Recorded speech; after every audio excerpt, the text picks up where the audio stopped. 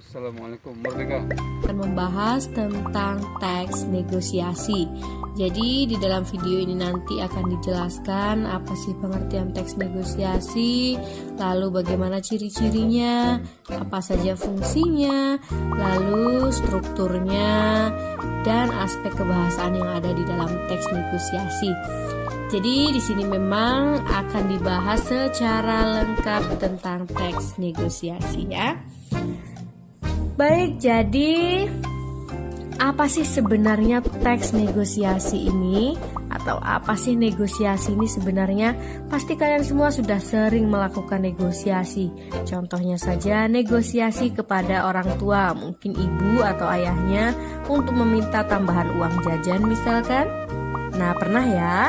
Oke, jadi negosiasi itu apa? Iya, negosiasi adalah bentuk interaksi sosial yang berfungsi untuk mencapai kesepakatan di antara pihak-pihak yang mempunyai kepentingan yang berbeda. Oke, kita masuk ke materi tentang ciri-ciri teks negosiasi. Jadi, tiap-tiap teks pasti memiliki ciri-ciri ya. Dan ciri-ciri teks negosiasi ini yang pertama yaitu isinya tentang mencari solusi. Jadi memang tujuan teks negosiasi kan untuk mencari solusi atau untuk mencapai kesepakatan. Lalu yang kedua, ciri-ciri teks negosiasi yaitu menghasilkan kesepakatan atau perjanjian. Ya, lalu yang ketiga, penyelesaian menguntungkan semua pihak. Jadi diharapkan setelah melakukan negosiasi dan terjadi sebuah kesepakatan dan penyelesaian yang diambil itu kalau bisa menguntungkan semua pihak ya, pihak yang berkepentingan. Baik. Dan yang selanjutnya, kira-kira apa sih tujuan dari teks negosiasi ini? Nah, berdasarkan ciri-cirinya tadi, tujuannya yaitu mencapai kesepakatan dan untuk mencapai sebuah penyelesaian suatu masalah. Jadi, kan negosiasi ini bukan hanya terfokus kepada jual beli saja ya. Jadi negosiasi seperti negosiasi meminta uang jajannya ditambah atau negosiasi meminta izin mau pergi kemana, seperti itu kan. Itu kan bukan negosiasi jual beli. Jadi tujuannya kalau negosiasi jual beli biasanya untuk mencapai kesepakatan harga misalnya ya. Kalau negosiasi dalam mencari solusi sebuah masalah biasanya diharapkan mencapai penyelesaian suatu masalah.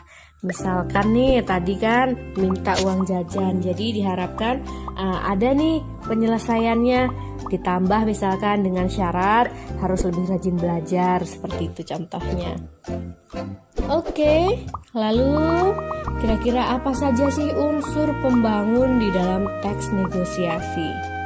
Ingat ya, jadi unsur pembangun dalam teks negosiasi yang pertama itu ada partisipan. Siapa sih, apa sih partisipan ini gitu ya. Jadi partisipan ini adalah orang-orang yang berkepentingan yang ada di dalam negosiasi tersebut. Jadi pihak-pihak yang bernegosiasi itu disebut partisipan.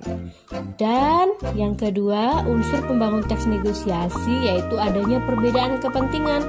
Ini sesuai ya dengan gambaran ciri-cirinya juga tadi, bahwa orang yang bernegosiasi pastikan orang yang memiliki perbedaan kepentingan. Kalau sudah sama kepentingannya, untuk apa lagi bernegosiasi, untuk apa lagi untuk mencapai kesepakatan, untuk apa lagi mencapai penyelesaian suatu masalah kalau sudah satu tujuan, satu kepentingan. Jadi karena ada perbedaan kepentingan inilah makanya terjadi sebuah teks negosiasi ya.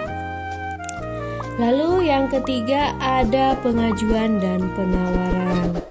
Baik di dalam negosiasi secara langsung maupun tertulis itu tetap ada pengajuan dan penawaran. Dan yang terakhir ada kesepakatan ya. Baik, sampai di sini paham? Oke ya, paham ya. Kita lanjut ke struktur teks negosiasi. Jadi kalau di dalam buku siswa yang Ananda miliki itu ada struktur teks negosiasi biasanya di situ disebutkan yang pertama ada orientasi dan yang kedua ada isi. Isi itu termasuk di dalamnya pengajuan dan penawaran ya. Lalu ada yang ketiga persetujuan. Tetapi kalau kita baca-baca materi dari internet, materi dari sumber-sumber buku lain, bacaan tentang teks negosiasi, itu ada juga yang menyatakan bahwa struktur teks negosiasi itu terdiri dari orientasi, permintaan atau pengajuan, pemenuhan, penawaran, persetujuan, dan penutup. Jadi kenapa berbeda? Ya berbeda ya, karena negosiasi kan, saya ingatkan lagi tadi seperti yang di awal tadi, bahwa negosiasi kan bukan hanya dalam hal jual beli saja.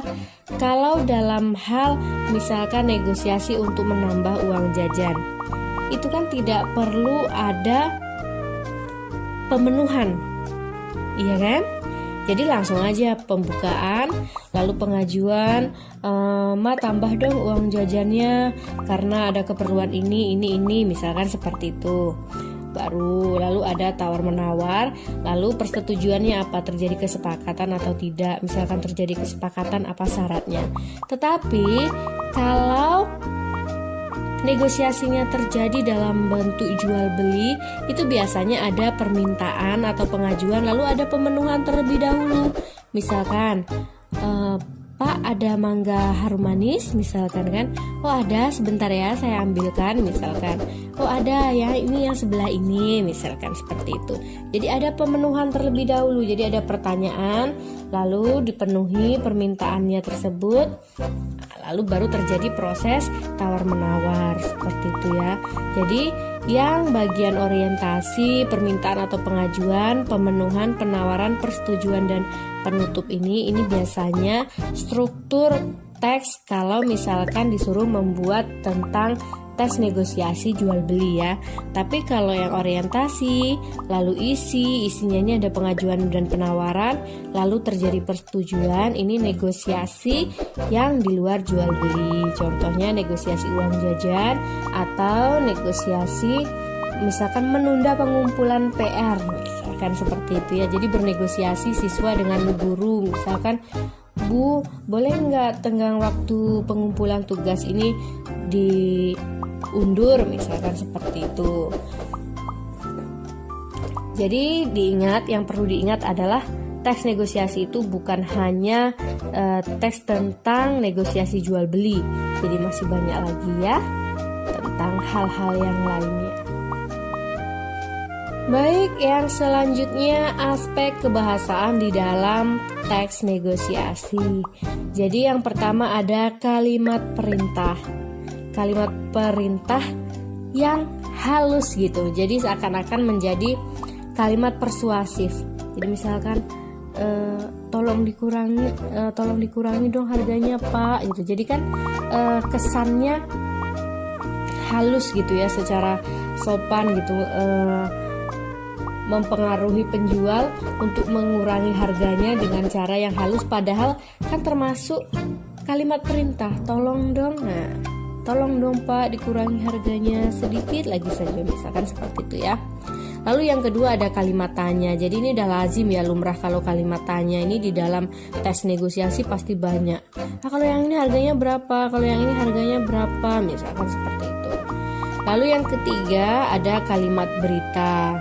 Misalkan nih dari kalimat persuasif tadi, tolong dong Pak harganya dikurangi, uang saya tinggal Rp5.000 saja, misalkan seperti itu. Jadi itu kan sebuah kalimat berita, menginformasikan sesuatu bahwa uangnya hanya tinggal Rp5.000 nih. Jadi secara persuasif dia meminta untuk dikurangi harganya, seperti itu ya.